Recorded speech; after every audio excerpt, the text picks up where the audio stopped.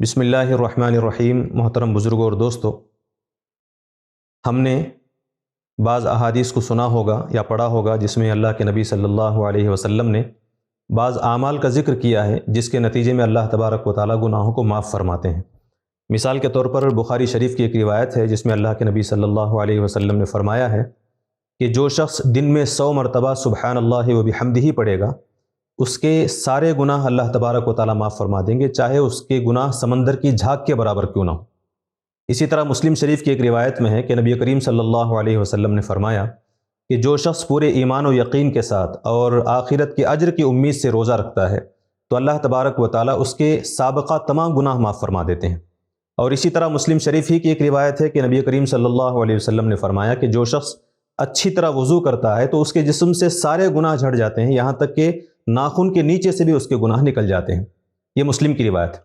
تو یہ احادیث میں ان نیک اعمال کا جو ذکر کیا گیا ہے اور ان نیک اعمال کے نتیجے میں جن گناہوں کی معافی کا ذکر کیا گیا ہے، ان گناہوں سے مراد گناہ صغیرہ ہیں، گناہ کبیرہ نہیں ہیں۔ یہ اچھی طرح ذہن میں رکھیں، گناہ کبیرہ اس وقت تک معاف نہیں ہوں گے جب تک کہ اللہ تبارک و تعالیٰ سے سچی پکی توبہ نہ کر لی جائے۔ مثال کے طور پر گناہ کبیرہ سے مراد اللہ کے ساتھ شرک کرنا ہے، والدین کی نافرمانی کرنا ہے، جھوٹ بولنا، جھوٹی گواہی دینا، قتل کرنا، اور اسی طرح بدکاری کرنا، شراب پینا اور سود کھانا، یتیم کا مال ناحق کھا لینا، وراثت میں کمی بیشی کر دینا، اور رشتہ داری کو کاٹنا، دوسروں کے والدین کو گالیاں دینا، اور اسی طرح فرائض کے اندر کوتاہی کرنا۔ یہ جو اعمال ہیں، یہ جو گناہ ہیں، یہ گناہ کبیرہ ہیں۔ تو یہ گناہ کبیرہ ان نیک اعمال کے نتیجے میں معاف نہیں ہوں گے جب تک کہ ہم اللہ تبارک و تعالیٰ سے ان گناہوں کی سچی پکی معافی نہ مانگ لیں۔ تو یہ اچھی طرح ذہن میں رکھیں، احادیث میں جن اعمال کا ذکر کیا جاتا ہے اور ان اعمال کے نتیجے میں گناہوں کی معافی کی بات کہی جاتی ہے تو وہاں وہ گناہ مراد ہیں جو گناہ صغیرہ ہیں۔ اس وجہ سے اگر ہم گناہ صغیرہ کی معافی چاہتے ہیں اور گناہ کبیرہ کی بھی معافی چاہتے ہیں تو احادیث میں یہ جو اعمال کا ذکر کیا گیا ہے، تسبیحات کا، وضو کا،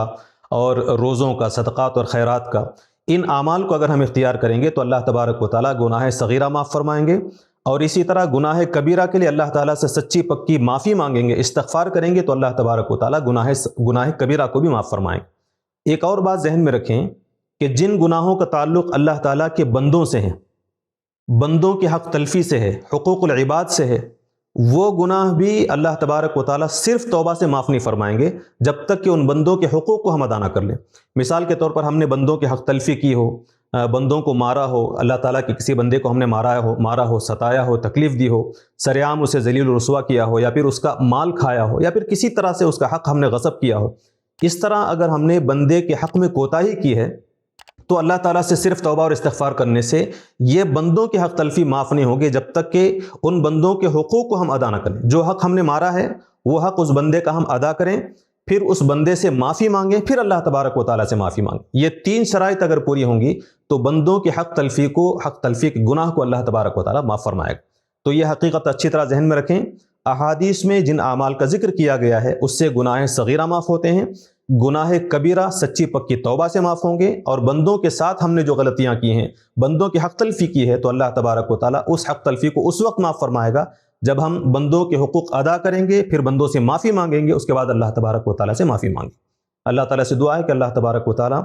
ہمارے ہر قسم کے چھوٹے بڑے گناہوں کو معاف فرمائے۔ اللہ تبارک و تعالیٰ ہمیں سمجھنے کی توفیق نصیب فرمائے۔